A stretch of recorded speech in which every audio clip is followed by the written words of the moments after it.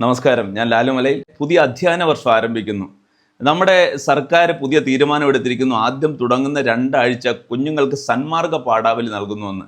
ഇവിടെ ഒരു നല്ലൊരു ആശയമാണ് സർക്കാർ മുന്നോട്ട് വയ്ക്കുന്നത്. എങ്കിൽ ഞാനൊന്ന് പറയട്ടെ, 7ാം ക്ലാസ്സിന് താഴേക്കുള്ള കുട്ടികൾക്കല്ല അത് കൊടുക്കേണ്ടത്, മാതാപിതാക്കൾക്കാണ് കൊടുക്കേണ്ടത്.